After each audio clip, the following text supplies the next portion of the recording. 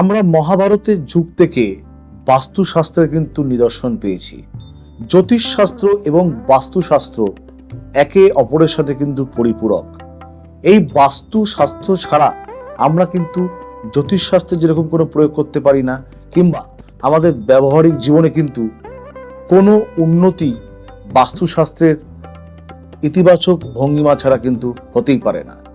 এই বাস্তু যদি আমাদের খারাপ থাকে, কিভাবে সে বাস্তু উন্নতি হতে পারে জানবো। নমস্কার। বাস্তু এমনই একটা জিনিস যেখানে আমাদের প্রত্যেকটি জাতক জাতিকাকে কিন্তু রাত্রি যাপন অন্তত করতে হয়, কিংবা আমরা প্রত্যেকে কিন্তু দিনের শেষে আমরা নিজের বাড়িতে কিন্তু উপস্থিত হই।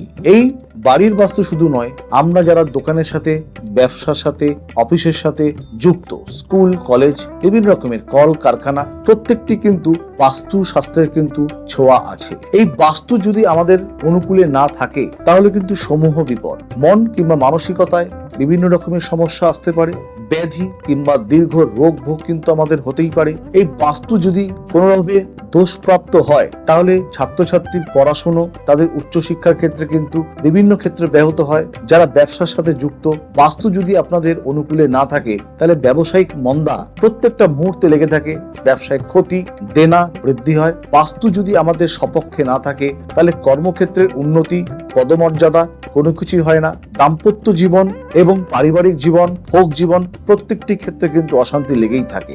আমরা জানি বাস্তুতে কিন্তু বিভিন্ন রকমের সমস্যা আসতেই পারে। বাস্তুতে শুধুমাত্র একটি জমির চরিত্রই শুধু নয়, জমির বিভিন্ন রকমের আকার আকৃতির হয়। আমরা জানি কোন জমিটি আমাদের পক্ষে শুভ।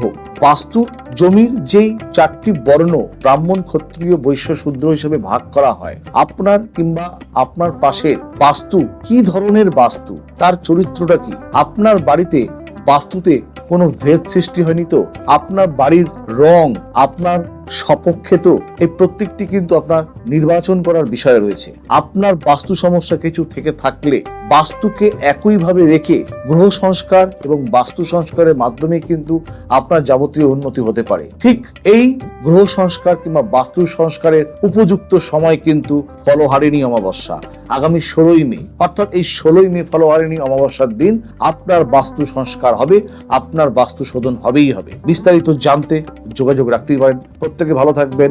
জয় মা তারা।